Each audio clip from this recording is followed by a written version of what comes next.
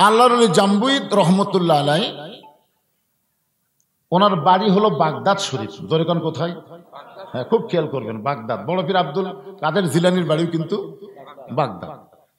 Baghdad একটা বিশাল নাম করা এলাকা, ইরাকের ভিতরে বাগদাদ।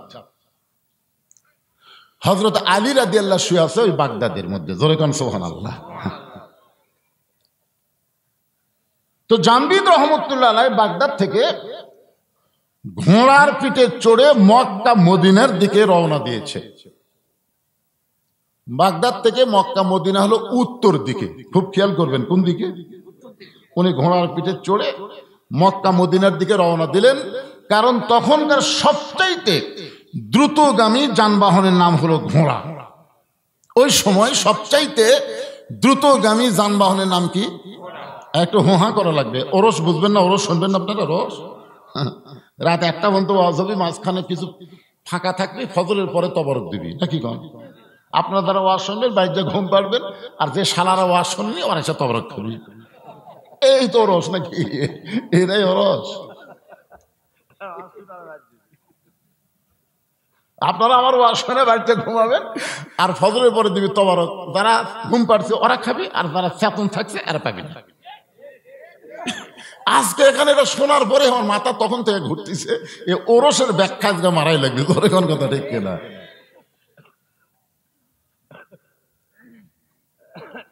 ঘোড়ার পিঠে চড়ে মক্কা মদিনার দিকে রওনা দিলেন। মক্কা মদিনার উত্তর দিকে কিছুদূর ঘোড়া ঠিকই চললো, কিন্তু মক্কা মদিনা মনে হয় আর বেশি দূরে নয়, আর বেশি দূরে নয়। এমন সময় মক্কা মদিনা উত্তর দিকে না গিয়া পূর্ব দিকে, মক্কা মদিনা উত্তর দিকে ঘোড়া না গিয়া পূর্ব দিকে ঘোড়া দৌড়ানো শুরু করলো। এখন আপনারা বলেন, উত্তর দিকে গেলে মক্কা মদিনা পাওয়া যাবে, কিন্তু ঘোড়া যদি পূর্ব দিকে যায়, আপনি যদি চড়ে বসে থাকেন, ঘোড়া যেদিকে যাচ্ছে আমি নামতেছি না, তাহলে কি আপনি মক্কা মদিনা পাবেন? জোরে এখন পাবেন? আমরা যদি মক্কা মদিনা পাবার চাই, আল্লাহর কোরআন নবীর হাদিস ছাড়া পাওয়ার কোন রাস্তা। মনে করেন মক্কা হলো কোরআন, আর মদিনা হলো হাদিস। মক্কা হলো আল্লাহ, আর মদিনা হলো মুহাম্মাদুর রাসূলুল্লাহ। প্রত্যেকটা মসজিদে গিয়ে দেখবেন এক সাইডে মক্কা আর এক সাইডে কি? মদিনা। মক্কার উপরে লেখা আছে লা ইলাহা ইল্লাল্লাহ, মদিনার উপরে লেখা আছে মুহাম্মাদুর রাসূলুল্লাহ। কিন্তু ঘোড়াটা উত্তর দিকে মক্কা মদিনার দিকে না যাইয়া ঘোড়া যখন পূর্ব দিকে দৌড়ায়, জাম্বিদ রহমতুল্লাহ চিন্তায় পড়ে গেলেন, এই সময় যদি আমি ঘোড়ার পিঠে বসেই থাকি তাহলে তো হবে না, বরং ঘোড়ার লাগাম টানা লাগবে। ধরে কোন কি লাগাম? মানে কি? ব্রেক। ব্রেক ব্রেক ব্রেক ছাড়া গাড়ি আর পর্দা ছাড়া নারী। যে মোটর সাইকেলে ব্রেক নাই, ওই মোটর সাইকেল যতই দামি হোক, আপনি যদি বগুড়ার উদ্দেশ্যে রওনা দেন, আপনি কিন্তু বগুড়া যাওয়ার আগে হাসপাতালে যাওয়া লাগবে। ধরে কোন কথা ঠিক কিনা? আর বেপর্দা নারী নিয়ে যারা সংসার করতেছেন, আপনি যতই ইবাদত করেন, আপনি জান্নাতে যাওয়ার আগে জাহান্নামে ঢোকা লাগবে। ধরে কোন কথা ঠিক কিনা? এখন বলেন, ব্রেক ছাড়া গাড়ি আর পর্দা হারা নারী। আমার মায়েদেরকে আরো সুন্দর করে ওয়াজ শোনাবো, এটা একটু দিলাম তো না করে আমি ভুলিনি। চাপে চাপে বসেন মা, চাপে চাপে বসেন, অসুবিধা নেই। অকরনা ফি বুয়ুতিকুন্না ওয়ালা তাবাররুজনা তাবাররুজাল জাহিলিয়াতিল উলা। জোরে বলেন আল্লাহু আকবার। জাম্বিদ রহমতুল্লাহ আলাইহি ঘোড়ার লাগাম টেনে বলে, ঘোড়া রে, আমি মক্কা মদিনা উদ্দেশ্য করে রওনা দিয়েছি। মক্কা মদিনা উত্তর দিকে, তুমি মক্কা মদিনার দিকে না যাইয়া তুমি পূর্ব দিকে কেন যাও? এ ঘোড়া, আমি তোর কাছে ওয়াজ করতেছি, আর পূর্ব দিকে যাবি না, তুই উত্তর দিকে রওনা দে। এত সুন্দর ওয়াজ করার পরে জাম্বিদ যখন লাগাম ঢিল দেয়, সঙ্গে সঙ্গে ঘোড়া পূর্ব দিকে দৌড়ায়। লাগাম ঢিল দেওয়ার সঙ্গে সঙ্গে ঘোড়া পূর্ব দিকে দৌড়াই। জাম্বিদ রহমতুল্লাহ চমকে উঠলেন, এত সুন্দর করে ঘোড়ার ওয়াজ শোনালাম, তারপরে ঘোড়া আমল করে না। ধরে কন কি করে না? এ কথা কন না কেন, কি করে না? তাহলে কি বোঝা গেল? যে এত সুন্দর করে ওয়াজ শোনানোর পরেও আল্লাহর বান্দারা ফজরের নামাজ পড়ে না। পড়েন? আপনারা সবাই পড়েন? এখানে অনেক আল্লাহর বান্দা বসে আছেন যারা হয়তো মাগরিব এশার নামাজে পড়েনি। এরকম আছে না নাই? আবার নিয়ত করছে ফজরও পড়বি না। বক্তা ওয়াজ করছে যে টুপির উপরে পাগড়ি পরে কেউ যদি নামাজ পড়ে আল্লাহ তাকে খুশি হয়ে 70 গুণ সওয়াব দেয়। সেদিন থেকে পাগড়ি পরেই নামাজ পড়ে। কিন্তু একদিন মসজিদে যায় দেখে পাগড়ি আনে নাই। এখন চিন্তা করে এত দূর বাড়ি আবার পাগড়ি আনবো। বিবেক বলতেছে পাগড়ি মাথাতে পড়লে 70 আর জামাতে পড়লে 27। জামাতে নামাজ পড়লে 27 গুণ, পাগড়ি পড়লে 70 গুণ।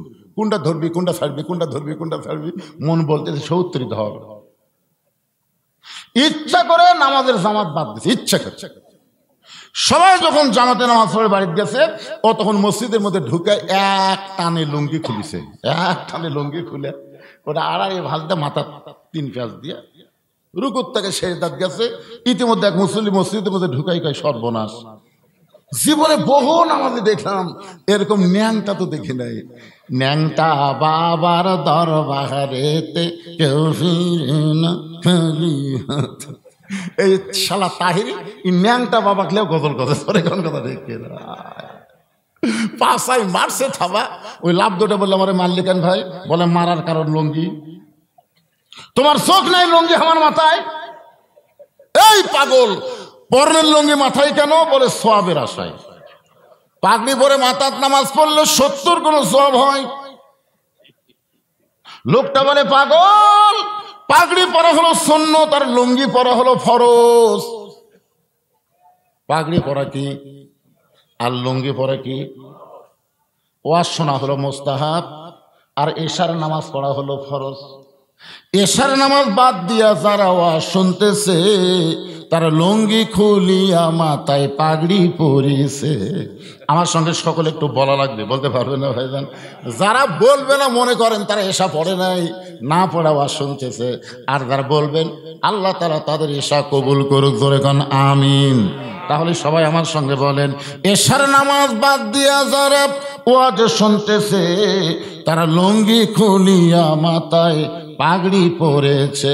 আবার ওয়াজ শুনতে শুনতে যারা ফজর বাদ দিবে, ওয়াজ শুনতে শুনতে যারা ফজর বাদ দিবে, লুঙ্গি খুলিয়া মাথায় পাগড়ি পরিবে।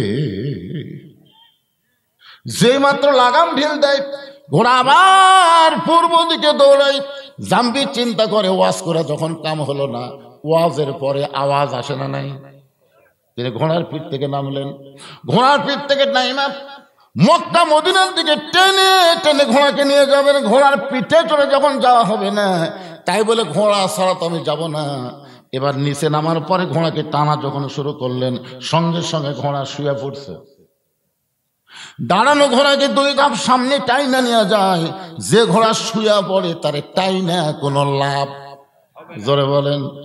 মনোযোগ দিয়ে যারা শুনবেন তাদেরকে কিছু শোনানো যাবে, কিন্তু কোরআনের মাহফিলে সে মনটা যদি বক্তার কথার দিকে না থাকে। এই জন্য ছোটবেলা একটা গান শুনেছিলাম, 80 তোলায় শের যদি হয় 40 সারে মন, মনে মনে মিল না হলে মিলবে না ওজন।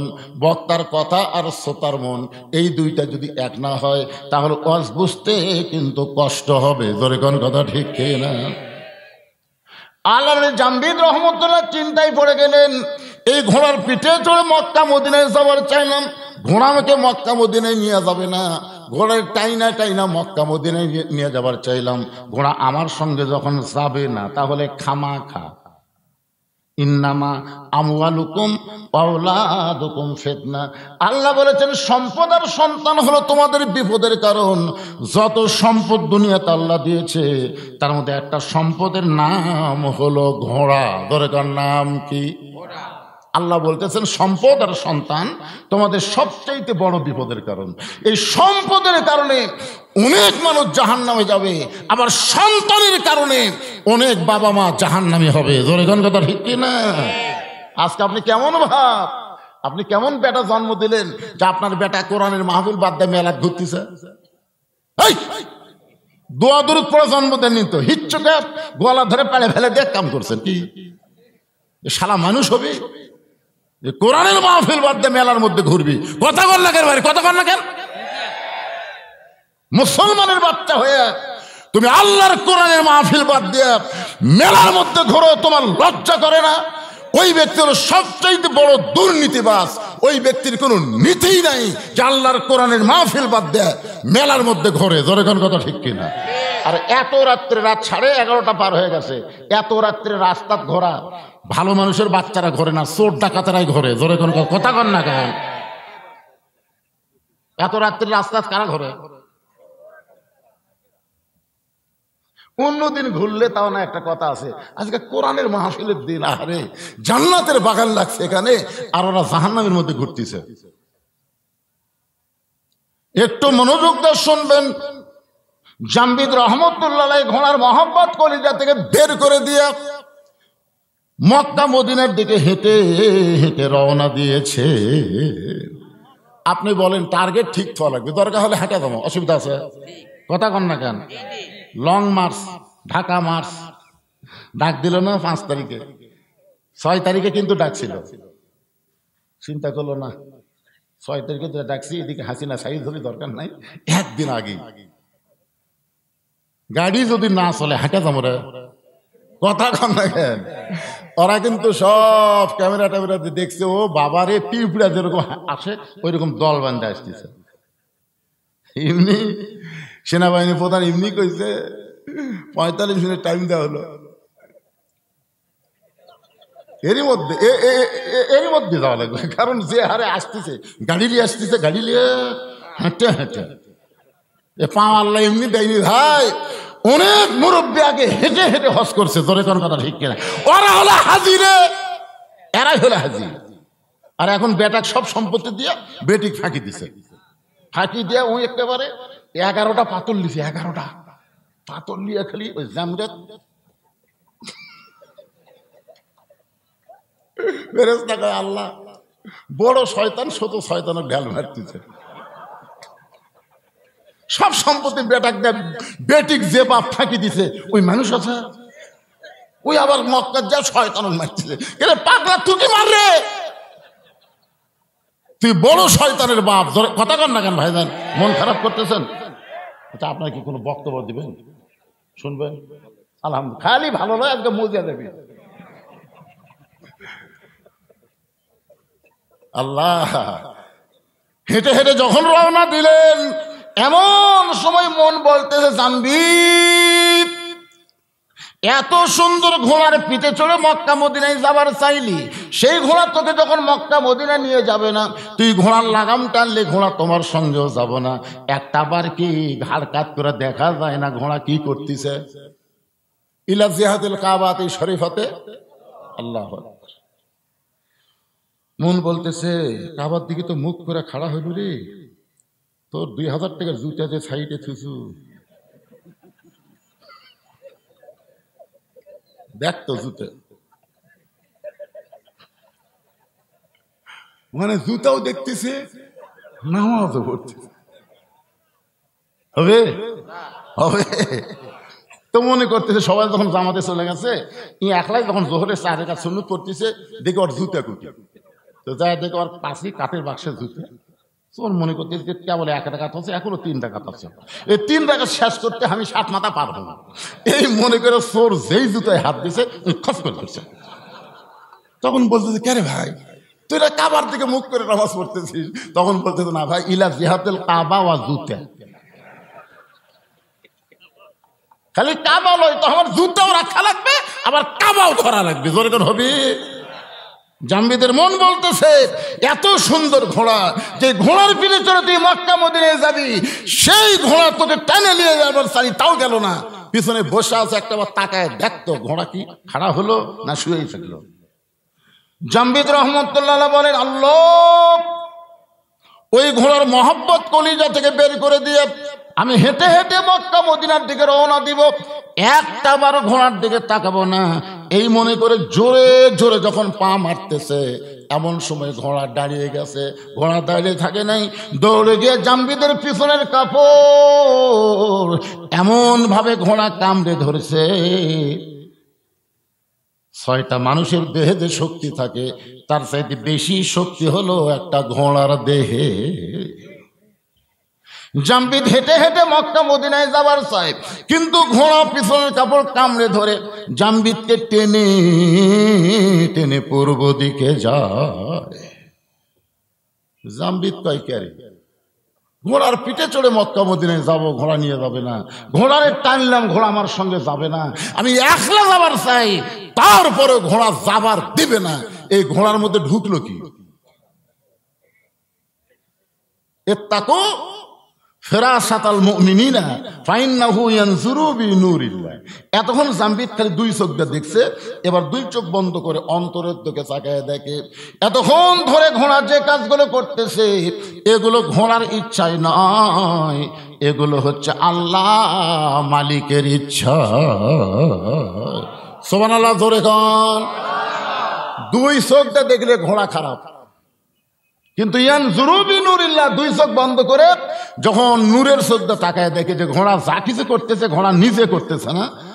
ঘোড়ার মালিককে, জাম্বিদের মালিককে।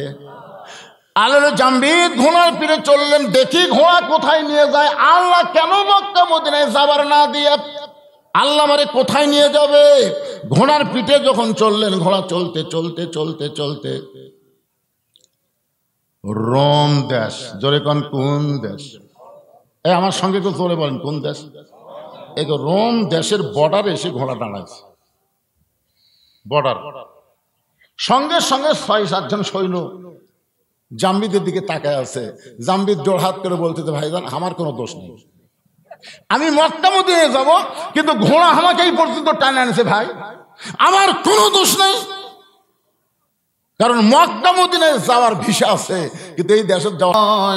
আর আপনার বাড়ি যদি বাগদাদের খোরাসান হয়, এই দেশের নাম হলো রোম দেশ। জোরে বলেন সুবহানাল্লাহ। সৈন্যগুলো কি বলতেছে? ঘোড়ার রং তো ঠিকই আছে, যে রঙের কথা বলেছে আপনি সেই রঙের ঘোড়ার পিঠে চড়ে আসতেছেন। যদি আপনার নাম জাম্বিদ হয়, আপনার বাড়ি যদি বাগদাদের খোরাসান হয়, এই রোম দেশের বাদশা বলেছে ওই হুজুরকে সসম্মানে আমার দরবারে হাজির করে দিও। জাম্বিদ কয় কে রে? যে দেশ আমি জীবনেও চিনি না, যেই দেশের নামই আমি শুনি নাই, আর সেই দেশের বাদশা কেমনে জানলো? ঘোড়ার রং তো লাল, আমার নাম জাম্বিদ, আমার বাড়ি ইরাকের খোরাসান, বাগদাদের খোরাসান, এইটা কেমনে জানলো? এই বাদশা তো বাদশা নয়, এই বাদশা হলো আল্লাহর ওলি। ধরে কোন বাদশা কি? আসলে বাদশা কে? আমাদের মধ্যে কিছু কিছু নেতা বলে ইসলামের সাথে রাজনীতির কোনো সম্পর্ক নেই। এক ফকির ভিক্ষা করবে গেছে শাহজাহানের দরবারে, যা দেখে বাদশাহ শাহজাহান মসজিদের মধ্যে ঢুকে 2 হাত তুলে বলতেছে, ও বাদশার বাদশাহ, তোমার দরবারে আমি ফকির, তোমার দরবারে আমি ফকির। ফকির মনে মনে কয়, আইলাম বাদশার কাছে, আইসা থেকে বাদশাহ নিজেই ফকির হয়ে কাঁদতেছে, তাহলে আমিও যা সাজানো তাই, তাহলে আসল বাদশা কে? জোরে কন, আরো জোরে, জোরসে বলুন। তাহলে আল্লাহর নীতি তো রাজনীতি, আর শাহজাহানের নীতির নাম হলো ফকরা নীতি। মানুষ হলো ফকির, আল্লাহ হলেন বাদশাহ। তাবারাকাল্লাযী বিয়াদিহিল মুলক ওয়া হুয়া আলা কুল্লি শাইইন কাদির। গোটা পৃথিবীর রাজত্ব, কর্তৃত্ব, মালিকানা একমাত্র কার হাতে? যারা জবান বন্ধ করে থবেন, বুঝবেন আপনি মুসলমান, খালি নাম আছে, কিন্তু আপনার ভিতরে মুনাফিকি কাম করতেছে। আমি কি আমার বাপের কিচ্ছা বলতেছি না আল্লাহর কোরআনের কথা? জোরে বলেন, তাবারাকাল্লাযী বিয়াদিহিল মুলক। এক হাদিসে আমার কয়, হুজুর আপনার ওয়াজত গেলে খালি রাজনীতির পেছন পড়েন, রাজনীতি না করলে হয় না। আমি বললাম, হাদিস সাহেব আপনি তো রাজনীতি করে যাচ্ছেন। তো বলে কোথায়? মক্কায়। তো বলে কেমনে? আমি বললাম, আপনি কি আল্লাহর ঘর সামনে থেকে বলেছেন ইন্নাল হামদা ওয়ান নিমাতা লাকাওয়াল মুলক লা শারিকা লাক? এটাকে আপনি বলছেন? হুজুর বহুবার বলছি। এই লাকাওয়াল মুলক লা শারিকা লাকের অর্থ কি? আমরা তো শুনে শুনে খালি কষি হুজুর, আমরা তো অর্থ জানি না। পাগলা, এর অর্থ হলো রাজনীতির ভিতরে, রাজত্বের ভিতরে একমাত্র আল্লাহ ছাড়া অন্য কাউকে আমি স্বীকার করি না। তাহলে রাজনীতি, রাজত্ব একমাত্র কার? আরো জোরে বলেন। আপনি কাবা ঘরের সামনে দিয়ে এই তালবিয়া পড়ে আসে বাংলাদেশের মানুষের দল করতেছেন, আপনার হাজি নাম হবি কিন্তু হজ কবুল হবি না। জোরে কথা কন না কেন ভাইজান? তাহলে বাদশাহ শাহজাহান কি বাদশাহ আছে? বাদশাহ শাহজাহান বাদশাহ আছে? বাদশাহ নাই, কি হচ্ছে? আল্লাহ গানিয়ুন ওয়া আনতুমুল ফুকারা। আমরা হলাম ফকির, ধনীর নাম কি? আরো জোরে, জোরসে বলুন। জামবিদ রহমতুল্লাহ চমকে গেলেন, যে দেশ আমি চিনি না, যে দেশের বাদশাকে আমি জীবনেও জানি না, সেই দেশের বাদশা কেমনে জানলো আমার নাম জামবিদ, আমার বাড়ি খোরাসান বাগদাদে, আমি লাল ঘোড়ার পিঠে চড়ে আসতেছি, এই বাদশা অবশ্যই আল্লাহর ওলি। ওই 6 জন সৈন্য শুভেচ্ছা স্বাগতম, আল্লাহর ওলির আগমন, শুভেচ্ছা স্বাগতম বলে রোমের রাজদরবার পর্যন্ত পৌঁছায় দিলেন। জামবিদ বললেন, ভাইজান এই যে রাজদরবারের দরজা পর্যন্ত নিয়ে আসলেন, এখন আমি কি করব? বলে, এখান থেকে আপনাকে একলাই যাওয়া লাগবে, এখান থেকে আপনাকে একলা যাওয়া লাগবে। ফেরেশতা জিবরাইল বলে, নবী গো, এই পর্যন্ত আল্লাহ আমাকে হুকুম দিয়েছে, এরপর থেকে আপনাকে একলাই যাওয়া লাগবে। ধরে কোন কয়জন? কেন? ওরস মানে কি একটু খেয়াল করেন। আল্লাহ নবী 2 জনা, প্রেম করিবেন গোপনা, মাঝখানে তো অন্য কারো জায়গা থাকবে না। জায়গা যদি থাকি তো জিবরাইলকে সঙ্গে নিত, জায়গা যদি থাকি তো জিবরাইলকে নিত, দরজার বাইরে আল্লাহ ব্রেক করাতো না। সবাই বলেন, আল্লাহ নবী 2 জনা প্রেম করেছেন গোপনা, মাঝখানে তো অন্য কারো জায়গা ছিল না। কি জিবরাইল খালি এক ধাপ মারলে তোর অস্তিত্ব পুড়ে হবে। ছাই 70,000 নূরের পর্দার গেট আমি আল্লাহ আমার দোস্তকে সাদর সম্ভাষণ জানাবার চাই। জোরে কোন সুবহানাল্লাহ। আয় রে, নবী একলা এখন আল্লাহর কাছে যাচ্ছে একলাই। ফেরেশতা জিবরাইল বলে, হুজুর আমি আপনার সাথে থাকলে আপনাকে কোলদারা হইয়া, কোলদারা বোঝেন না? বর দেখবেন বিয়ার দিনে কোলদারার মোশন দেখছেন, বড় এই কি ছোট ছোট ঘাস খাবো, তোর শ্বশুর মামা শ্বশুর সবাই কিন্তু জানলাতে তোকে দেখতেছে। আজকে যাত্রীরা, বর যাত্রী যেভাবে খায় ওর দিকে কারোর নজর নাই, নজর কিন্তু তোর দিকে আছে। আজকে তুই কম খা, ছোট ছোট ঘাস খা, মুগত কিছু ভরার সাথে সাথে টিস্যু পেপার দিয়ে মুছকু। কোলদারা বরক শিখা দিচ্ছে। কারণ কি জন্য? আজকে তোর পরীক্ষার দিন পাগলা, আগামী কাল থেকে তোর খাওয়ার শেষ না, তুই কি খাবো রে? কিন্তু যারা আজকে শেষ খাওয়া খাচ্ছে বরযাত্রী, ওরকে আজকে শেষ পাগলা, আগামী কাল আর খাওয়া নেই। এই দুনিয়াতে কাফের বেঈমান হলো বরযাত্রী, আর মুসলমান হলো বর। মুসলমানকে ফেরেশতারা দেখতেছে, আল্লাহ দেখতেছে, চিন্তা ভাবনা করে খাওয়াও লাগতেছে, চলাও লাগতেছে। তোর কোন ঠিক কিনা? আর বরযাত্রীর কোনো চিন্তা আছে? কেন ওরা জানে মরার সাথে সাথে জাহান্নাম, পিটন খাওয়া ছাড়া বুদ্ধি নেই। আর আমরা জানি মরার পরে জাহান্নাম না, আমাদের জন্য জান্নাতের দরজা আল্লাহ খুলে দিয়েছেন। সালামুন আলাইকুম তিবতুম ফাদখুলুহা খালিদিন। এখান থেকে আপনি একলা যান। আল্লাহ জামবিদ রহমতুল্লাহ রোমের বাদশার রাজ দরবারে একা একা রওনা দিলেন। কিছু দূর যাওয়ার পরে রোমের বাদশা দাঁড়িয়ে জামবিদ রহমতুল্লাহকে সাদর সম্ভাষণ জানাই বলতেছে, ওগো আল্লাহর ওলি, আপনার ঘোড়া, লাল ঘোড়ার পিঠে চড়ে আপনি খোরাসান থেকে আপনি জামবিদ রহমতুল্লাহ আমার রোমের দিকে আপনি আসতেছিলেন। জামবিদ কয়, না আপনার ধারণা ঠিক না, আমি মক্কা মদিনা যাওয়ার চাইছিলাম, মক্কা মদিনা। কিন্তু এই ঘোড়ার কারণে, শুধুমাত্র ঘোড়ার কারণে আল্লাহর ইচ্ছায় আমাকে রোমের দেশে আসতে হলো। তবে আমি জানতে চাই আপনি কেমনে জানলেন আমার নাম জামবিদ, আমার বাড়ি খোরাসান, আমি লাল ঘোড়ার পিঠে চড়ে আসতেছি, এইটা আপনি কেমনে জানলেন? রোমের বাদশা বলে, আমি জানি না, জানি আমার পাগলি মেয়ে। সবারা ধরে কন। জামবিদ বলে, কি বলেন? বলে, আমি জানি না তো, জানি আমার পাগলি মেয়ে, আল্লাহ তাআলা আমাকে একটাই মাত্র মেয়ে দিয়েছে, সেই মেয়েটা আজকে প্রায় 13-14 বছর হলে পাগলি অবস্থায় আছে।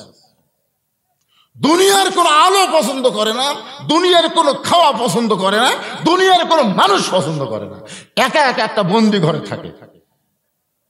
আমি দুনিয়ার বহু ডাক্তার কবিরাজ দেখাইছি, একটা ডাক্তার কবিরাজ আমার মেয়ে রোগ ধরতে পারে না। ওই একটা মেয়ে ছাড়া আমার দুনিয়াতে কেউ নেই। আমি মাঝে মধ্যে আমার মেয়েকে দেখতে যাই।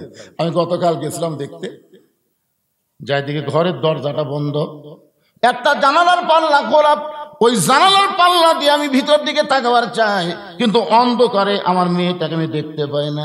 আমি যখন বারবার তাকিয়ে আছি, এমন সময় মেয়েটা বলতেছে, বাবা আপনি দুনিয়ার বহু ডাক্তার দেখাইলেন বাবা, কিন্তু কোনো ডাক্তার তো আমার রোগ ধরতে পারে নাই। আমি কোন রোগের রুগী যদি জানতে চান, তাহলে খোরাসান থেকে একজন আল্লাহর ওলি, নাম তার জাম্বিত, লাল ঘোড়ার পিঠে চড়ে রোমের দিকে আসতেছে, তাকে যদি আপনি আমার কাছে আনতে পারেন বাবা, তাহলে সেই বলতে পারবে আমার ভিতরে কি রোগ রয়েছে। আমি আমার মেয়েটার কথা প্রথমে বিশ্বাস করলাম না, কারণ মেয়েটা আমার পাগলি হয়ে গেছে, রোগী অবস্থায় আছে, মেয়েটার কথা বিশ্বাস করলাম না। তারপরে মনে মনে চিন্তা করলাম, কয়েকটা সৈনিক আমি পাঠাইয়া দিয়ে দেখি তো, যদি এইরকম কোনো মানুষ আসে তাহলে ধরে যেন আমার দরবারে নিয়ে আসে। ওগো আল্লাহর ওলি, আপনার ঘোড়ার রঙ ঠিক আছে, আপনার নাম যদি জাম্বিদ হয় আর বাড়ি যদি বাগদাদের খোরাসান হয়, তখন আমার পাগলি মেয়ের কাছে একটু চলেন। কোন রোগে আমার মেয়েটা রোগে ভুগতেছে, কোন অসুখ আমার মেয়েটার মধ্যে ধরে বসেছে, মেহেরবানি করে আপনি একটু বলে দিবে। জাম্বির চোখ বন্ধ করে আছে। সর্বনাশ, একটা মেয়ে, আপনার কি মনে করতেছেন? মেয়ে পৃথিবীর মধ্যে সর্বপ্রথম এই মেয়েই কিন্তু ঈমান গ্রহণ করছে আল্লাহর নবীর হাতে। জোরে কোন ঠিক কিনা? সে মেয়েটার নাম কি? খাদিজাতুল কুবরা। দেখছেন, পৃথিবীতে সর্বপ্রথম একজন নারীকে জান্নাতি নারীদের নেত্রী বানানো হবে। জোরে কোন ঠিক কিনা? এমন করে গল্প শুনছেন যে একটা মরদ মানুষকে জান্নাতের রাজা বানানো হবে, শুনছেন? কথা কন না কেন? কি আবার বাংলাদেশে একাধারে খালি নারী, এরশাদ চাচার পর থেকে আর কোনো মরদ নাই। কোন দিকে যাবেন? রাস্তা দিয়ে গেলে বাড়িতে মরদ মানুষ আছে কিনা বোঝা যায় না, খালি মেয়ে মানুষের কণ্ঠ শোনা যায়। কে রে, মেয়ে মানুষের এত পাওয়ার কে দিল রে? সুবহানাল্লাহ বলে। জামবিদ চমকে গেল। এতক্ষণ মনে করছিলাম যে রোমের বাদশা, আল্লাহর ওলি, এখন এসে শুনতেছি ওর মেয়ে। তাও এত বছর হলে পাগলি অবস্থায় আছে। জামবিদ রহমান ধীরে ধীরে ওই পাগলি মেয়েটার দরজায় গিয়ে বললেন, মা দরজা খোলো, কোন রোগে তুমি রোগী হইছো, আমি তোমাকে একটু পরখ করে দেখতে চাই। মেয়েটা বলে, আল্লাহর ওলি, মক্কা মদিনায় যাওয়ার চাইছিল, কিন্তু মক্কা মদিনা বাদ দিয়া এই পাগলির কাছে কেন আসলা? জামবিদ চুপ করছে। আমি মক্কা মদিনায় যাওয়ার চাইছিলাম, মক্কা মদিনায় না যে এই পাগলির কাছে কেন আসলাম? মেয়েটা বলে, জামবিদ রে, মক্কা মদিনায় তুমি কেন যাবে? জামবিদ বলে, মা তুমি কি জানো না, মক্কায় আল্লাহর ঘর, ওই মদিনায় রাসূলের রওজা, প্রত্যেকটা মুমিন মুসলমান মক্কা মদিনায় যাবার চাই। মেয়েটা বলে, আমি মক্কা মদিনায় যাব না, মক্কা মদিনায় কি আমার কাছে আসবে না? জামবিদ বলে, মা উল্টা কথা বলো না, মা উল্টা কথা বলো না, মক্কা মদিনা কোনোদিন মানুষের কাছে আসে না, বরং মানুষগুলোকেই মক্কা মদিনায় যেতে হয়। মেয়েটা বলে, জামবিদ রে, এটাই যদি তোমার ধারণা হয় তাহলে শুনে নাও, তুমি এখনো কামেল হতে পারো নাই। এটাই যদি তোমার ধারণা হয়। কি সারাদিন ধরে মারছে, সারাদিন মারার পরে গোটা দেহ যখন রক্তাক্ত হয়ে গেছে, তারপরে সারা রাত বুকে পাথর চাপা দিয়ে রাখছে, সারা রাত।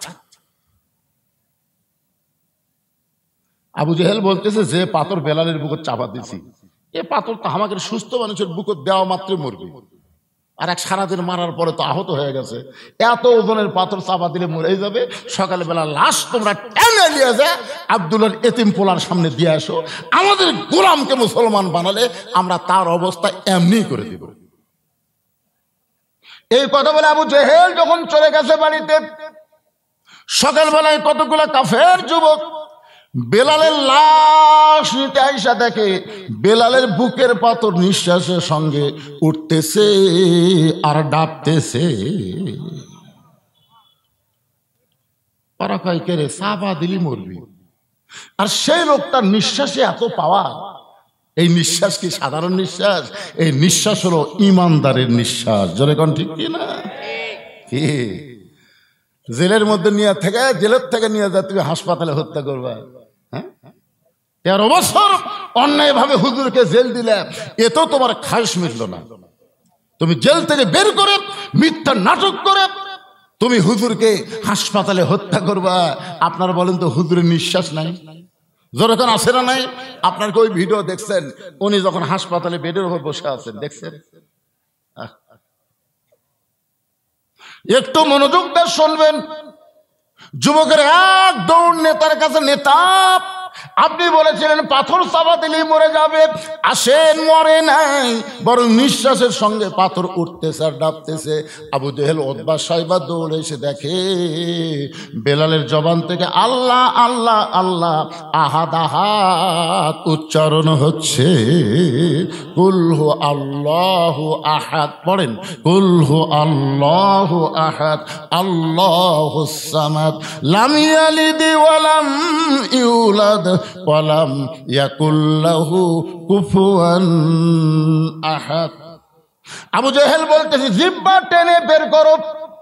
যে জিহ্বাতে আল্লাহ আল্লাহ উচ্চারণ করতেছে ওই জিহ্বা পেরেক মেরে দিতে হবে।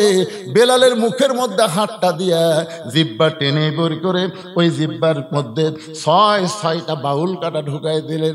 বাউল কাটা হলো খেজুর কাটার চাইতেও মোটা, এরকম 6টা কাটা এই পার্দে ঢুকায় ওই পার্দে বের করে দিলেন।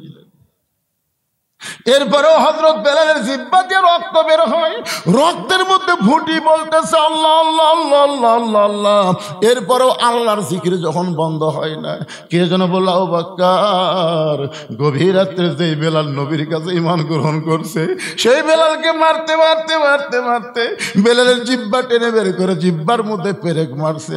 আবু বকর রে, বেলাল তোমার ভাই, কুল্লু মুসলিমুন ইখওয়া, প্রত্যেকটা মুসলমান ভাই ভাই। আবু বকর রে, বেলালকে কি মুক্ত করবা না? আবু বকর এক দৌড়ে গিয়া কাফের বেঈমানদের সামনে বলে, রে মক্কার কাফেররা, তোদের মধ্যে মানবতা নাই, তোদের মধ্যে মনুষ্যত্ব নাই। সারাদিন ধরে মারছিস, সারা রাত বুকে পাথর চাপা দিয়ে রাখছিস, এরপরও জিহ্বা বের করে জিহ্বার মধ্যে পেরেক মারলি, তোদেরকে কোনো দয়া নাই রে, তোদের কোনো কি মায়া নাই? আবু জেহেল বলতে চাও বকর যদি তোমার মায়া হয় তাহলে আমাদের গোলামকে তুমি কিনে নাও, কত দাম নিবা? বেলালের মনিব উমাইয়া বলতেছে 1000 স্বর্ণ মুদ্রা নিব। আবু জেহেল বলে, রে উমাইয়া, যেই বেলাল সুস্থ অবস্থায় তুমি 1টা টাকা দিয়ে কিনলাম, আর সেই বেলাল মরার সময় তুমি 1000 আশরাফি চাইলা। আবু বকর বলে, উমাইয়া আমার কাছে যদি 10,000 টাকা চাইতা তারপর আমার ভাই বেলালকে তোমাদের কাছে এক মুহূর্ত আমি রাখবো না। 1000 আশরাফি দিয়ে হযরত বেলালকে মুক্ত করে নবীর দরবারে নিয়ে যায়। আবু বকর কান্দে করে চিন্তা করতেছে রহমতুল্লাহ আলামিন এই দৃশ্য কি সহ্য করতে পারবে? নিজের পাগড়ি দিয়ে বেলালকে ঢেকে কান্দে করে যখন নিয়ে যাচ্ছে, নবীর সামনে দাঁড়াবে, আবু বকর বেলালকে এইভাবে না ঢেকে আমার সামনে প্রকাশ করে দাও। আবু বকর, হুজুর আপনি সহ্য করতে পারবেন না, ওই কালো মানুষটা রক্ত লাল হয়ে গেছে। রাসূল বলে, আবু বকর তুমি কি জানো আল্লাহ তাআলা আমার বেলালের জন্য কোরআনের আয়াত নাজিল করেছে। ইন্নাল্লাযীনা ক্বালু রাব্বুনাল্লাহু সুম্মা ইসতাকামু তাতানাজ্জালু আলাইহিমুল মালাইকা আল্লা তাখাফু ওয়া লা তাহজানু ওয়া আবশিরু বিল জান্নাতিল্লাতী কুনতুম তুআদুন।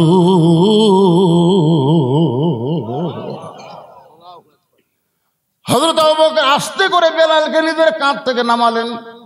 নামার পরে পাগড়ি যেই মাত্র টান দিছে, নবী তাকায় দেখে বেলালের জিহ্বার মধ্যে পেরেক মারার কারণে জিহ্বাটা মোটা হয়ে মুখ থেকে অনেকখানি বার হয়ে আসে।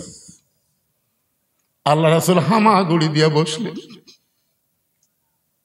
রাহমাতুল আলামিন নবী হামাগুড়িতে বসে বেলালের কপালে একটা চুমা দিয়া বেলালের জিহ্বার মধ্যে যে পেরেকগুলো বের করে নিজের জিহ্বাটা নবী বেলালের জিহ্বার সঙ্গে লাগায় দিলে সঙ্গে সঙ্গে জিহ্বাটা পূর্বের মতন হয়ে বেলালের মুখের মধ্যে যখন ঢুকে যায়, নবী বলেন, বেলাল রে, তুমি কি জানো তোমার ঈমানের কারণে আল্লাহ তাআলা তোমাকে 8টা জান্নাতের মালিক বানায়া দিছে। বেলাল বলে, রাসূলুল্লাহ আপনি কি আমার কাছে কিছু শুনতে চান? আবু বকর, বেলাল তুমি কি বলবা? বেলাল বলে, হুজুর ওই আল্লাহর শপথ করে বলতেছি, ওরা যখন আমাকে সারাদিন ধরে মারছিল, ওরা যখন আমাকে চাবুক মারতেছিল, আমার চামড়া কেটে যখন রক্ত বের হচ্ছিল, আমি তখন আল্লাহ আল্লাহ জিকির করতেছিলাম। আমি যখন আল্লাহ আল্লাহ জিকির করি, একসময় আমার চক্ষু বন্ধ হয়ে গেলে আমি দেখতে পাই আল্লাহর জান্নাতের দরজা খুলে দেওয়া হয়েছে। ওগো আল্লাহর নবী, এই দুনিয়া থেকে বেহেশতের দরজার দিকে আমি তাকিয়ে থাকি, ওরা আমাকে সারা রাত বুকে পাথর চাপা দিয়ে রাখছে, আমি তখনও বেহেশতের দরজাতে বেহেশত দেখি। ওরা যখন জিহ্বা টেনে বের মধ্যে জিহ্বার মধ্যে পেরেক মারছে, আমিও তখন জান্নাত দেখতে পাই। নবী বলেন, বেলাল রে, তুমি আছো দুনিয়ায়, আর দুনিয়া থেকে আল্লাহ তোমাকে জান্নাত দেখায়। লিল্লাহি তাকবীর। তাহলে ঈমানের কারণে দুনিয়া থেকে যদি জান্নাত দেখা যায়, তাহলে আপনি যেখানেই থাকেন না কেন, মক্কা মদিনা কি আল্লাহ আপনার কাছে পাঠাবার পারে না? যখন পারে কি পারে না? সমস্ত ক্ষমতার মালিককে। জামবিদ বলে, মা মক্কা মদিনা কোনোদিন মানুষের কাছে আসে না, বরং মানুষগুলো কি মক্কা মদিনায় যাইতে হয়। মেয়েটা বলে, জামবিদ রে, এটাই যদি তোমার ঈমান হয়, তুমি ঘোড়াকে যেরকম দেখছো, যে ঘোড়া তোমার যাই নিয়ে যাবে মক্কা মদিনায়, কিন্তু ঘোড়া দৌড়ায় পূর্বের দিকে, ঘোড়া কেন টানলে ঘোড়া মাটির শুয়ে পড়লো? জামবিদ খালি চুমকে চুম করতেছি, এইগুলো খবর কি রে? এই জায়গা তখন চালান হলো। জামবিদ একটাবার নূরের চোখে তাকায় দেখো, আমার অন্ধকার ঘরে কোনো আলো নাই, আমার ঘরে দেখতে গেলে দুনিয়ার আলো চলবে না। ইয়ানজুরুবি নূরিল্লাহ, তুমি নূরের চোখে নজর করো।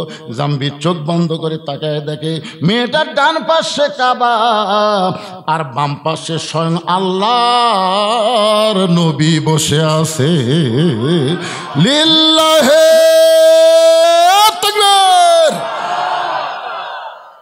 জামবিদ দরজাত বসে বলে, মা তুমি এমন কি আমল করো যে আমল করনে ডান পাশে মক্কা বাম পাশে মদিনা? তুমি এমন কি আমল করো মা, যে আমলের কারণে তোমাকে মক্কাও যাওয়া লাগলো না, মদিনাও যাওয়া লাগলো না, মক্কা মদিনা তোমার কাছে চলে আসলো? এই আমলটার নাম কি? আজকে যুবক যারা এসা বাদ দেয়, ফজর বাদ দেওয়ার চিন্তা করতেছো, আজকে তোমাদেরকে সে আমলের খবর দেব। শুনবেন না আপনারা? শুনবেন না? তাহলে আয়াতটা আর একবার তেলাওয়াত করি। ইয়া আইয়ুহাল্লাযীনা আমানুত্তাকুল্লাহা হাক্কা তুকাতিহি ওয়া লা তামুতুন্না ইল্লা ওয়া আনতুম মুসলিমুন। না, দুর্বল হয়ে গেছে ওয়াজ শুনে কি দুর্বল হলেন? আরে পাগলা, কোন আমলের কারণে নমরুদের আগুনের চুলা শান্তির বাগান হলো আমাদের জাতির পিতার জন্য? জানা লাগবে না? কোন আমলের কারণে মুসা নবীর জন্য আল্লাহ সাগরকে রাস্তা বানায় দিল, এগুলো তো আমাকে জানা লাগবে ভাইজান। কারণ ভারত যে হারে মাঝে মধ্যে হুমকি মারতেছে, ওরকে হাতত নাকি এমন অস্ত্র আছে যে বাংলাদেশকে দখল করতে ওরকে 15 দিনও টাইম লাগবে না। আর একটা নেতা কাছে 15 মিনিটে বাংলাদেশে আসে। হায় হায় রে, ওরা কিসের ভরসায় এত বড় হুমকি মারতেছে? ওদের কাছে অ্যাটম আছে, হাইড্রোজেন আছে, পারমাণবিক অস্ত্র আছে, ওরা মনে করতেছে অস্ত্র আছে। আর আমরা বলি পাগলা, অস্ত্রকে আমরা টিয়ারি করি না, আমাদের আল্লাহ আছে। জোরে কোন কথা বলেন না কেন? ইমাম মেহেদী আলাইহিস সালাম আসবেন কোন আমল নিয়ে পৃথিবীতে? ঈসা আলাইহিস সালাম আসবেন কোন আমলের নিয়ে পৃথিবীতে? যারা আসার সাথে সাথে পৃথিবীর সমস্ত ইহুদি খ্রিস্টান কাফেররা পরাজিত হয়ে যাবে। জোরে কোন কথা ঠিক কিনা? এখন আমাদের মুসলমানকে সে আমল করার দরকার আছে না নাই? ও মা, বড় পীর আব্দুল কাদের জিলানী রহমতুল্লাহ আলাইহি যখন জান্নাতুল বাকি জিয়ারত করতেছেন, মক্কা মদিনায় দুইটা গোরস্থান সকলের কাছে পরিচিত। মক্কায় হলো জান্নাতুল মাওয়া, আর মদিনায় হলো জান্নাতুল বাকি। নাম শুনছেন আপনারা? এখানে টেজের উপর হাজি সাহেব নাই কেউ? আপনি তো হাজি। তাহলে মক্কায় যে কবর, তার নাম কি? জান্নাতুল মাওয়া। সেই জান্নাতুল মাওয়ার মধ্যে ঘুমায় আছে আমাদের মা খাদিজাতুল কুবরা। জোরে কোন সুবহানাল্লাহ। আর মদিনায় যে গোরস্থান, সেই গোরস্থানের নাম হলো জান্নাতুল বাকি। ওই জান্নাতুল বাকির কোন এক জায়গায় ঘুমায় আছে নবীর কলিজা টুকরা মা ফাতেমা। সুবহানাল্লাহ বলেন না কেন?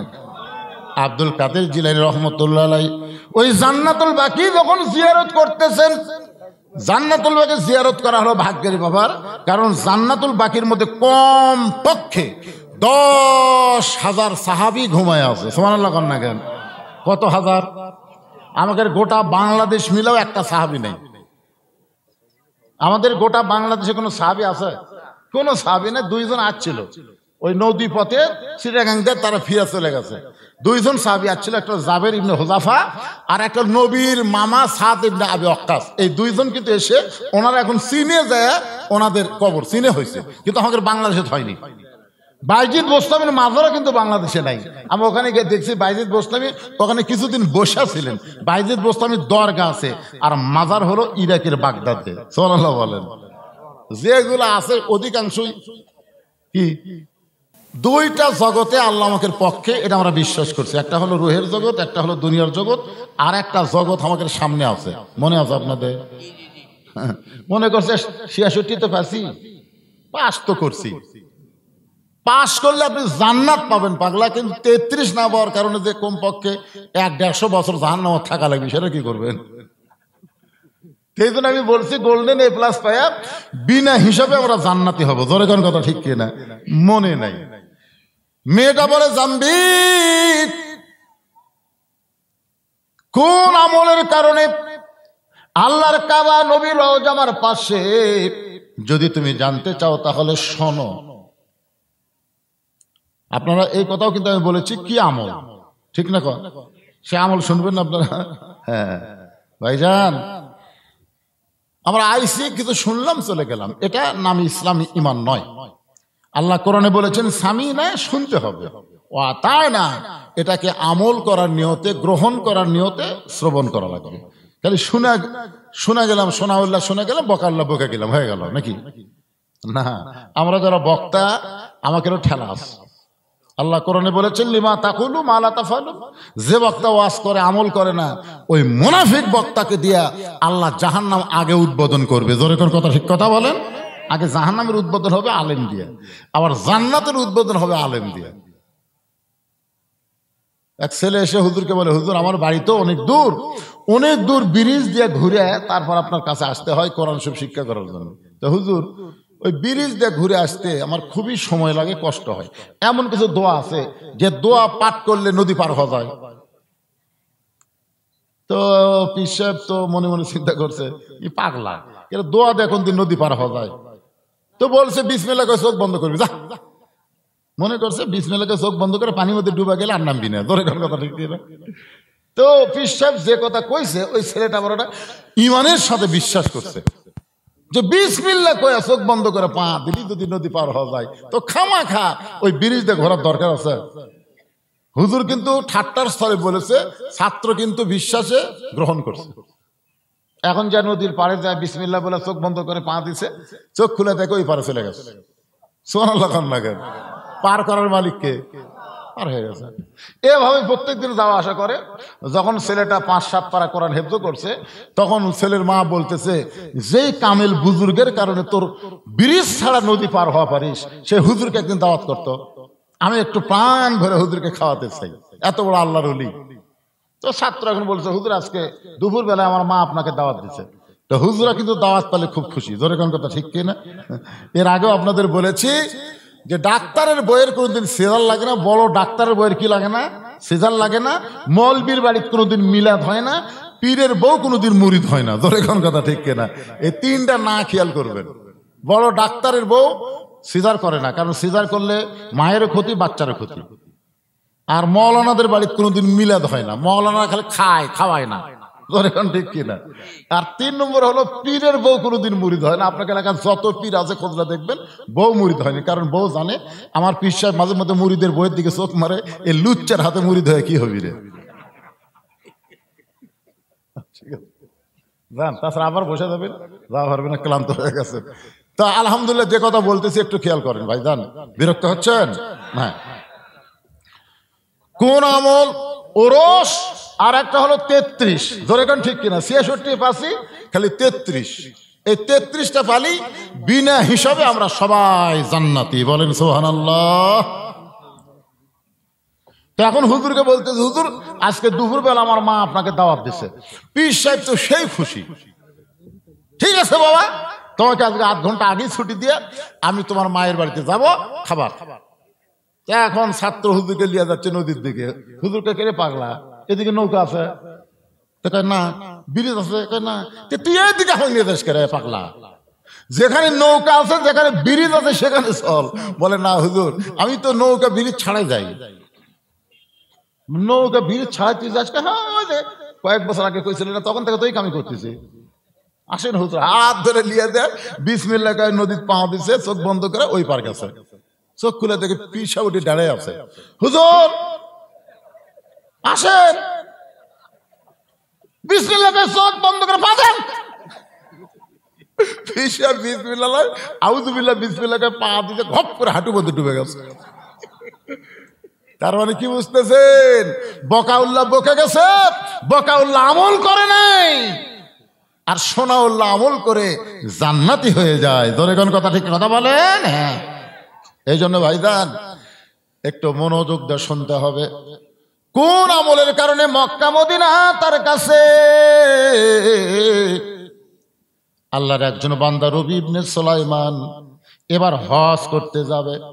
হজ করতে যাওয়ার আগে ওরা 10 জন মিলে একটা কাফেলা করছে, 10 বন্ধু মিলে হজে যাবে।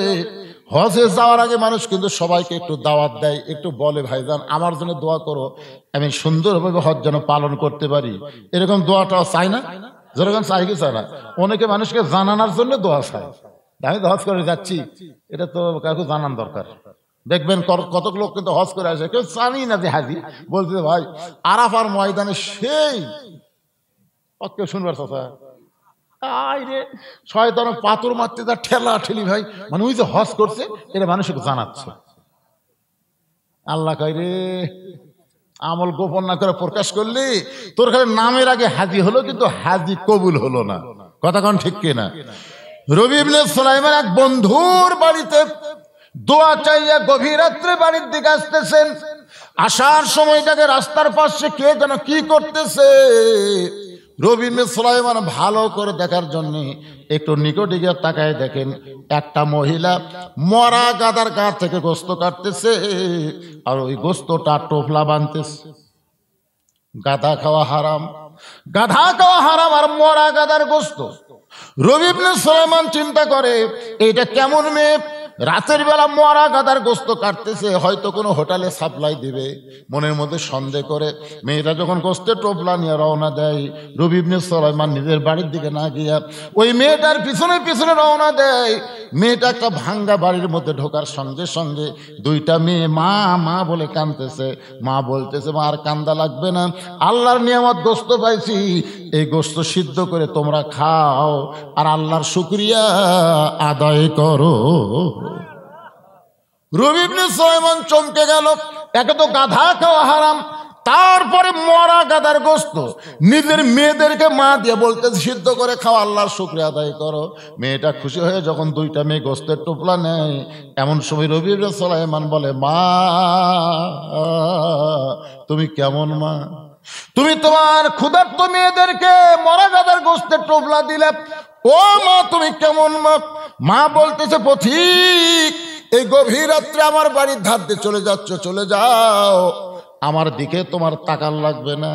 আজকে দুইটা আমার মেয়ে আজকে কয়েকদিন হলো না খেয়ে থাকার কারণে বারবার যখন আমার কাছে খাবার চায়, আমি মা কোথায় খাবার পাবো?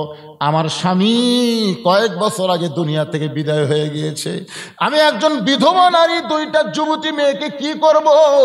রাতের অন্ধকারে আমি বের হয়ে গেছি কিছু খোঁজার জন্য, ক্ষুধা নিবারণের জন্য। এখন গাদা খাওয়া হারাম না হালাল এটা পরখ করার শক্তি বিবেক আমার নাই। মরা গাদা না জেতা গাদা এইটা চিন্তা করার শক্তি আমার অন্তরে নাই। আমি গোশত মেয়েদেরকে দিয়েছি, মেয়েরা সিদ্ধ করে খাবে, আল্লাহর শুকর আদায় করবে, কারণ এই মুহূর্তে এদের জীবন বাঁচান ফরজ মনে হয়ে গেছে। রবি ইবনে সুলাইমান বলেন, মা তোমার মেয়েদেরকে মরা গাদার গোশত খাইতে দিও না। এবার আমি হজে যাবার চাইছিলাম মা, আমি আর হজে যাব না, আমার সমস্ত হজের টাকা পয়সা আমি তোমাদেরকে দান করে দিব। এক দৌড়তে বাড়িতে গেলেন। বাড়ি যাওয়ার পরে যা কিছু তার ছিল সব কিছু টুকলা করে মায়ের হাতে দিয়ে দিলেন। মা মেয়ে খুশি হয়ে আল্লাহকে বলতেছে, আল্লাহ তোমার যেই বান্দা মক্কা মদিনায় যাবার চাইছিল কিন্তু আমাদের ক্ষুধার্ত দেখে সব দান করে দিল, আমরা মা আর মেয়ে মিলে দোয়া করি, আল্লাহ মক্কা মদিনা এই বান্দার বাড়িতে হাজির করে দিও। রবি ইবনে সুলাইমান বলে, মা উল্টা দোয়া করো না, কারণ মক্কা মদিনা কোনোদিন মানুষের বাড়িতে আসে না। মেয়ে দুইটার মা বলতেছে, আমরা দোয়া করার মালিক আর কবুল করার মালিককে। আমাকে মন চাইলে দোয়া করছে, আল্লাহ কবুল করতেও পারে নাও পারে। রবি ইবনে সুলাইমান চলে আসলেন বাড়িতে। নির্দিষ্ট সময় আর 9 বন্ধু বললেন, চলো বন্ধু হজে যাই। বলে, এবার তোমরা যাও ভাই, আমি আবার যাবো না, আমার একটু সমস্যা আছে। 9 বন্ধু বলে, কে রে, কত মানুষকে আমরা বললাম, এবার আমরা 10 জন মিলে হজে যাবো কাফেলা করে, আর তুমি সবার কাছে দোয়াও চাইলে, আজকে হঠাৎ বলতেছো যাবা না। যাবো না রে ভাই, তোরা যা। ওরা 9 বন্ধু হজ করে সর্বপ্রথম রবি ইবনে সুলাইমানের বাড়ির দরজায়, হজ শেষ করে নিজের বাড়িতে না গিয়ে রবি ইবনে সুলাইমানের বাড়ির দরজায় ওই 9 বন্ধুর মধ্যে একজনের মাথাতে একটা টোপলা, মাথার কি একটা টোপলা, দরজা ডাকতেছে, রবি ইবনে সুলাইমান। এই রবি ইবনে সুলাইমান দরজা খুলে দেখে 9 হাজি তার সামনে দাঁড়ায় আছে। জোরে করে সুবহানাল্লাহ। আল্লাহ রাসূল বলেন, তোমাদের এলাকায় কোনো ব্যক্তি হজ করে যখন আসবে, সর্বপ্রথম যদি তার চোখের দিকে মহব্বত করে তাকাও, ওই কাবা মদিনার দিকে যে সওয়াব পাইছে, তুমি গরিব মানুষ হওয়ার কারণে ওর চোখ দেখলে আল্লাহ সেই সওয়াব তোমার অন্তরে দিয়ে দিবে। এই জন্য হজ করে আসার সাথে সাথে কমপক্ষে 40 দিন সেই ব্যক্তি বেগুনা মাসুম থাকে, তার সঙ্গে একটু মুসাফা করা, মুআনিকা করা। আবার খালি জমজমের পানি খাওয়ার জন্য এটা করা যাবে না। আমরা অনেক সময় হজ করে এসে লুকে থাকি, আপনি খুরমা খেজুর খাবি, পানি খাবি, কে হুজুর আমার একটা জায়নামাজ হবি না, আমার একটা তসবি আপনি দিবেন না হুজুর? কি তসবি জায়নামাজ না, হাজির চেহারার দিকে তাকায় থাকলে কাবা মদিনা জায়গার সওয়াব আল্লাহ দান করবে। সুবহানাল্লাহ বলেন। রবি ইবনে সুলাইমান বলে, ভাইজান তোমরা 9 জন বন্ধু আমার বাড়ির দরজায়, আমার ভাগ্য এত ভালো, যার মাথার টোপলা আছে। এই মিথ্যা দেখ কি হজে যাওয়ার আগে তোর কাছে আইলাম, তুই কইলি এবার হজে যাবো না, কি কারণে যাবি না কারণও বলবি না। তুই যে কাবা ঘর তাওয়াফ করার সময় এই যে আমার মাথার টোপলা, তুই যে আমার টোপলা দিয়ে বললি, ভাই এই টোপলা নিয়ে আল্লাহর ঘর তাওয়াফ করতে আমার কষ্ট হচ্ছে, টোপলাটা একটু ধরতো, তোর টোপলা আমাকে দিয়ে তুই আল্লাহর ঘর তাওয়াফ করলি। আমরা 9টা বন্ধু দেখলাম, তুই আমাকে সাথে সাথে থাকতে থাকতে হারাই গেলি। আমরা গোটা মক্কা খুঁজা তো পাইনি রে, তুই টোপলাখানা দিয়ে কোথায় হারিয়ে গেলি। আবার হঠাৎ থেকে তুই সাফা মারোয়া সাই করতেছিস, তোকে টোপলা দেওয়ার জন্য তোর পিছনে পিছনে আমরা 9 বন্ধু দৌড়াই, কিন্তু হঠাৎ থেকে তুই আর নাই। গোটা মক্কায় খুঁজে যখন পাওয়া গেল না, চলে আসলাম মদিনায়। মদিনায় এসে দেখি নবীর রওজার পাশে দাঁড়িয়ে আল্লাহ নবীর সালাম দিস। তোর সালামের সঙ্গে আমরা নবীর সালাম দিলাম। তোর সালাম দেওয়ার সময় তুই এমন ভাবে কাঁদতেছিলিস রে পাগল, আমরা তোর সঙ্গে কাঁদতেছিলাম। ওগো আল্লাহর নবী, আমাদের সালাম আপনি গ্রহণ করে। তোর টোপলা মাথায় নিয়ে তোর সঙ্গে নবীর সালাম দেয়া, হঠাৎ দেখি তুই আর নাই। গোটা মদিনা তন্ন তন্ন করে খুঁজে তোরে পাইলাম না। একসঙ্গে হজে যাবার চাইলাম, আমাদের সঙ্গে তুই গেলি না। আবার আল্লাহর ঘর তাওয়াফ করলি, আমাদের সঙ্গে তাওয়াফ করলি না। এই টোপলাখানা দিয়া সাবা মারা চাই করলি, আমরা তোর সঙ্গে ছিলাম, কোথায় হারিয়ে গেলি? আবার মদিনায় নবীর রওজা জিয়ারত করলাম, তুই আমার সঙ্গে ছিলি।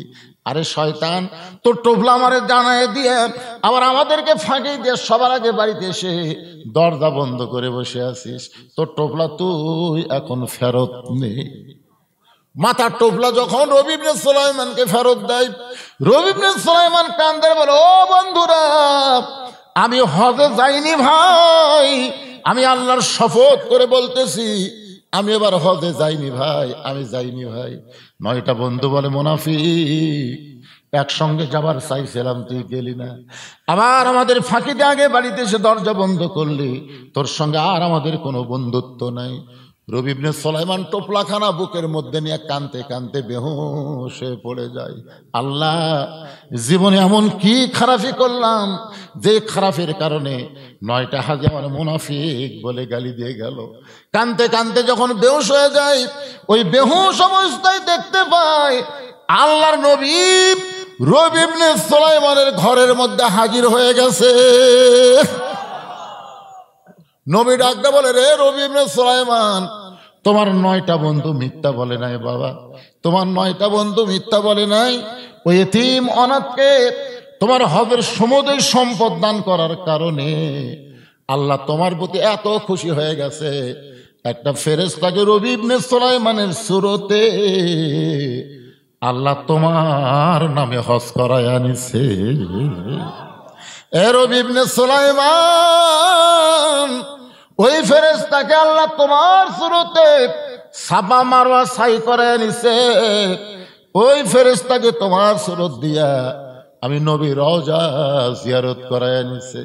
রবি ইবনে সুলাইমান বলে, নবী গো, আপনি যখন বলতেছেন আমার বিশ্বাস হয়, কিন্তু ওরা যে একটা টোপলা আমার সামনে ফাইলা দিল, এটা কিসের টোপলা গো, আমি একটু শুনতে চাই। সঙ্গে সঙ্গে আল্লাহর নবী কোরআন থেকে একটা আয়াত তেলাওয়াত করলেন, ওমা তুনফিকু মিন শাইইন ফি সাবিলিল্লাহি ইউওয়াফা ইলাইকুম ওয়া আনতুম লা তুযলামুন। এই কোরআনের আয়াত বলেই রবি ইবনে সুলাইমান চেতন পায়, দেখে টোপলা আছে কিন্তু নবী নাই। স্বপ্নের মধ্যে কিন্তু বলেছে এটা কিসের টোপলা, নবী কিন্তু আল্লাহর কোরআনের একটা আয়াত তেলাওয়াত করছে। এখন টোপলার মধ্যে কি আছে, এই কোরআনের আয়াতের অর্থ জানলেই বোঝা যাবে। জোরে এখন ঠিক কিনা? আপনারা কি জানেন? কথা কানা জানেন? শুনবেন না? ওরস শব্দের অর্থ হলো ওরস, এটা ঔরস থেকে ওরস। আমার কথা বুঝলেন? একজন আল্লাহর ওলির ছেলে, একজন এরকম করতে করতে ওনারা ওরসকে ফার্সি শব্দ বলা হয়েছে। ওরস মানে আল্লাহ আর বান্দার মধ্যে মিলন হওয়া। মিলন বোঝেন? এই মিলন মানে এখানে আল্লাহর অনেকগুলো বান্দা আসবে, এখানে আল্লাহ রহমতের ফেরেশতা আসবে, কোরআন হাদিস থেকে আলোচনা হবে, লাস্টে তাবারক হিসেবে কিছু পাবে। এর মাধ্যমে 1 কেজি 1 জগ পানির মধ্যে 1 মুষ্টা চিনি ঘন্টন দিলে ওই চিনি যেমন পানির মধ্যে বিলীন হয়ে যায়, শত চেষ্টা করলো চিনিকে যেমন পানি থেকে আলাদা করা যায় না, খুঁজাও পাওয়া যায় না। জোরে কোন কথা ঠিক কিনা? এখন ওইটা আগে যখন ছিল তখন সবাই বলতো চিনি পানি, পানি চিনি। আমার কথা বুঝলেন? চিনি এই জায়গাতে আছে, এই জায়গাতে 1 জগ পানি আছে। আপনার কি বলবেন? 1 জগ পানি, 1/2 কেজি চিনি। কিন্তু চিনি আর পানি যখন একত্র হয়ে গেল, 2টা ঘন্টন মারলে ওইটা মুখে দেওয়ার পরে কেউ বলবে না পানি, কেউ বলবে না চিনি, কেউ বলবে পানি, কেউ বলবে পানি, কেউ বলবে না। কি বলবেন এখন? ওটা মুখে দেওয়ার পরে কেউ চিনি বলবি? কি বলবে? সর্ব। কেউ পানিও বলবি না, চিনিও বলবি না, আলাদা একটা নাম হবে। তো আল্লাহ এবং বান্দা যখন ইবাদতের মধ্যে সামিল হয়ে যায়, তখন বান্দা আল্লাহ এমন একটা অবস্থায় পৌঁছে যায়, আল্লাহও থাকে না, বান্দাও থাকে না, আল্লাহ ওয়ালা হয়ে যায়। ধরে বলেন কি কথা কয় না, লোকটা বড় আল্লাহ ওয়ালা রে, ওর মধ্যে কি আছে? ওয়ালা আছে, আল্লাহ আছে, আছে না নাই? তো ওরসটা হলো ঠিক ফার্সি শব্দ, বা একে যা আরবিতে বলা হয় আল্লাহওয়ালা, আল্লাহর অত্যন্ত মোত্তাকি পরহেজগার বান্দাদের মিলন মালা। ধরে কোন সুবহানাল্লাহ। কিন্তু ঢোল তবলা যেটা এখানে লিখে দিল গতকাল নাকি হয়েছে, এইটা আপনার বলেন এটা কি জায়েজ হবে? তাহলে এই না জায়েজ কাম যারা করতেছেন তারা তো চিন্তা করা লাগবে ভাই, জান যে আমাদের 33 পাসি, কিন্তু বাকি 33 হলো না। এই 33টা হলো ওয়ালা তামুতুন্না ইল্লা ওয়া আনতুম মুসলিমুন। রূহের জগতে আল্লাহ আমাদের পক্ষে ছিল, দুনিয়ার জগতে মুসলমানের ঘরে আল্লাহ কবুল করলো, মরার সময় মুসলমান হয়ে আমাদের মরতে হবে। মুসলমান হয়ে যদি মরতে পারি, এই যে 3 জন ওটা মারতেছে দৌড়, দেখছেন দেখছেন, যা মার দৌড়, মেলাত কি জান একটা হতে যান। শোনেন ভাইজান, জোরহাত করে বলতেছি, একটা মেয়ে মানুষ সন্ধ্যার সময় মুরগির ঘোড়া দেখে, ঠিক মতো মুরগি উঠলো কিনা দেখে না? কারণ দেখে কি দেখে না? একটা মেয়ে মানুষ সন্ধ্যার সময় মুরগি দেখে ঠিক মতো উঠলো কিনা, সন্ধ্যার সময়, রাত 10টার সময় কেউ দেখে না, সন্ধ্যার সময়। একটা মরদ মানুষ সন্ধ্যার সময় গোয়াল ঘরে গরু ছাগল উঠলো কিনা, এটা কখন দেখে? কথা কয় না, কখন দেখে? তাহলে আপনি কত বড় চালাক, মুরগি হাঁসকে ভালোবাসেন না, সন্ধ্যার সময় খোঁজ করেন। আপনি কত বড় ভালো মানুষ, গরু ছাগল সন্ধ্যার সময় খোঁজ করেন। আপনার আগে রাতে এত রাত্রে ঘুরতেছে, এরকে খোঁজ করেন না কে? কি এ যারা ঘুরতেছে এরা কি মানুষ আছে? আর আইডিয়া হয়ে গেছে, আমার এলাকার এক আইডিয়া হঠাৎ দড়ি ছিঁড়ছে ভাই, দৌড়ি ছিঁড়ার পরে এখন এই আইডিয়া আলা খালি দৌড়ে আর কান্দে, এ কোথায় রেখে উত্তর পাড়া, এখন এই দক্ষিণ পাড়ার দেখলো, মানে এত দৌড়াচ্ছে আইডিয়া, বুঝছে দড়ি ছেঁড়া হলে তা হয়। এই আইডিয়া ওজা এখন এই কিশোর বাচ্চার থেকে যুবক যারা হচ্ছে একই অবস্থা, খালি দৌড়া দৌড়ি, চিল্লা চিল্লি, ফাল্লা ফাল্লি। আপনি বাবা হিসাবে আপনার হাত পায়ে বেড়ি লাগায়া আল্লাহ জাহান্নামে দিবে যদি আপনি ছেলের দিকে খেয়াল না করেন। লাইলাতুল মেরাজে নবী জান্নাতে গেল, যা দিয়ে কতগুলো বাবা হাউমাউ করে কাঁদতেছে। জিবরাইল, জান্নাতের মধ্যে বাবারা কাঁদতেছে, বলে ইয়া রাসূলুল্লাহ যা হবে আল্লাহ আপনাকে আগাম দেখানোর জন্যই লাইলাতুল মেরাজ। জোরে কোন সুবহানাল্লাহ। নবী জাহান্নামে গেলেন, দেখেন কতগুলো বাবা মুস্কি মুস্কি হাসতেছে। নবী বলে জিবরাইল, জাহান্নামের মধ্যে হাসতেছে, জান্নাতের মধ্যে কাঁদতেছে, কারণ কি? ফেরেশতা জিবরাইল বলে আল্লাহ এই সকল বাবা নিজের পাপের কারণে জাহান্নামে হবে, কিন্তু ওয়ালাদুন সালেহুন, এদের নেককার সন্তান সব সময় 5 ওয়াক্ত নামাজ পড়ে আল্লাহর কাছে কান্দার, বলে রব্বির হামহুমা কামা রব্বায়ানি সগীরা। আল্লাহ আমার বাবা পাপী হয়ে কবরে গেছে, আমি সন্তান হয়ে দোয়া করি আল্লাহ আমার বাবাকে তুমি মাফ করে দাও। আল্লাহ বলে বান্দারে তুই পাপের কারণে জাহান্নামে হলে কি হবে? তোর নেককার সন্তান তোর জন্য দোয়া করার কারণে একটা নেকি তোর আমলনামার মধ্যে প্রতিদিন ঢুকতেছে। এই আমলনামার মধ্যে প্রতিনিয়ত নেকি ঢোকার কারণে অচিরেই আমি আল্লাহ তোরে জান্নাত দিয়া দিব। এই জন্য বাবারা মুসকে মুসকে হাসতেছে, কেন সন্তানের ছেলে আল্লাহ তাদেরকে আবার কি দিবি? জান্নাত দিবি। আর জাহান্নামের মধ্যে জান্নাতের মধ্যে কাঁদতেছে ওই সকল বাবারা নিজের নেক আমলের কারণে জান্নাতি হবে, কিন্তু সন্তানগুলা খারাপ হওয়ার কারণে, সন্তানগুলা খারাপ। মেলাত ঘরে কোরআনের মাহফিল আসে না, আজান দিলে লেপের মধ্যে 2.5 হাত হয়, আগে আসলো 3 হাত, ফজর আজান শোনা হচ্ছে 2.5 হাত। এরকম আইডিয়া আসে না? নাই কথা কর না কেন? 2.5 হাত হয়ে গেছে, ল্যাপ টান্দা দেখে ল্যাপের তলার সাইজ, সকালবেলা সাইড থেকে কুত্তার সাইজ একই সাইজ। আল্লাহ কয় রে, এই তুই ভালো আমল করে জান্নাতে হলি, কিন্তু তোর বেটা, তোর মেয়ে যে হাইল পরে কিলকিল করে ঘুরতেছে, তোর সন্তান খারাপ হওয়ার কারণে আর পাপের একটা অংশ তোর আমলের মধ্যে ঢুকতেছে, অফিরে আমি আল্লাহ তোকে জান্নাত থেকে জাহান্নাম দিব। এখন আপনি বাবারা কি করবেন? আপনার ছেলে মেয়ের দিকে আপনার খেয়াল করার দরকার আছে না নাই? যেরকম আছে না নাই? ভাইজান আছে। সবাই মনোযোগ দিয়ে শুনবেন।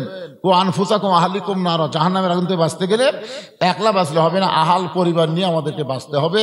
আল্লাহ পাক আমাদের সকলকে কবুল করুক। সকলে বলে আল্লাহুম্মা আমিন। আস্তাগফিরুল্লাহাল্লাযী লা ইলাহা ইল্লা হুয়াল হাইয়ুল কাইয়্যুম ওয়া আতুবু ইলাইহি লা হাওলা ওয়া লা কুওয়াতা ইল্লা বিল্লাহিল আলিয়্যিল আযীম। আল্লাহুম্মা আমিন। আল্লাহুম্মা আনতাস সালাম ওয়া মিনকাস সালাম তাবারাকতা ইয়া যাল জালালি ওয়াল ইকরাম। আয় আল্লাহ তাআলা, রাত প্রায় 1টা বাজতেছে, দীর্ঘ সময় পর্যন্ত আজকে তোমার আল্লাহর ওলির আশিকানদের মাহফিলে, ওরস মাহফিলে, তাফসীরুল কোরআন মাহফিলে আমি যে আলোচনা করেছি, আল্লাহ মেহেরবানি করে সবাইকে বুঝ মোতাবেক আমল করার তৌফিক দিয়ে দাও। যদি কোনো ত্রুটি হয়, ভুল হয়, মাফ করে দাও। জাহাদিয়া মঞ্জুর করেন। সোনার মদিনায় নবী পাকের রওজা মোবারকে কবুল করে নাও। তামাম আম্বিয়ায়ে কেরাম, আসহাবে কেরাম, তাবিঈন কেরাম, তাবিঈন কেরাম, তামাম পৃথিবীর মাটির নিচে যত মুমিন মুমিনা শুয়ে আছে, আল্লাহ সকলের আরওয়াহ আর হাদিয়া কবুল করো। আমরা যারা হাত তুলেছি, আমাদের জনম দুঃখনী মা বাবা যাদের কবরে গেছে, আল্লাহ মেহেরবানি করে মা বাবার কবরকে জান্নাতের টুকরা বানায় দাও। আমাদের দাদা দাদি, নানা নানি, আত্মীয় স্বজন, শ্বশুর শাশুড়ি যাদের কবরে গেছে, কবরবাসীদের মাফ করে দাও। আল্লাহ শাহাদাওয়ানের রুহু মোবারক হাদিয়া কবুল করো। প্রত্যেক বছর কষ্ট করে মেহনত করে এত সুন্দর আয়োজন যারা করতেছে, এই মোগল টুলির উপরে রহমত বরকতের দরজা খুলে দাও। প্রত্যেক বছর এমন করে একটা জান্নাতের বাগান যেন লাগাতে পারে, এমন ইমানি শক্তিদেরকে দান করে দাও আল্লাহ। আল্লাহ রিপন সহ অনেকে আজকের মাহফিলে কষ্ট করতেছে। আজকের মাহফিলের সম্মানিত সভাপতি, আজকের মাহফিল পরিচালনা, আজকের এই মাহফিলের অতিথিবৃন্দ, আজকের মাহফিলের আলেম ওলামা হাফেজকারী, আজকের এই মাহফিলে হাজী সাহেব, আজকের মাহফিলে ইমাম মুয়াজ্জিন, আজকের মাহফিলের মুরব্বী, যুবক, কচি কাঁচা, পর্দার অন্তরের মা বোনেরা, আল্লাহ সকলকেই জান্নাতি কবুল করো। কে কোন নিয়তে হাত তুলেছে, আল্লাহ সকলের নেক নিয়তে কাছে আল্লাহ তুমি কবুল করো। সুবহান রাব্বিকা রাব্বিল ইজ্জাতি আম্মা ইয়াসিফুন ওয়া সালামুন আলাল মুরসালিন আলহামদুলিল্লাহি রাব্বিল আলামিন।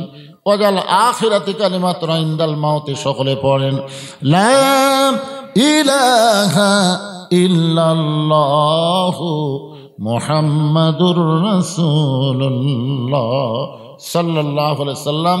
আসসালামু আলাইকুম ওয়া রাহমাতুল্লাহি ওয়া বারাকাতুহু।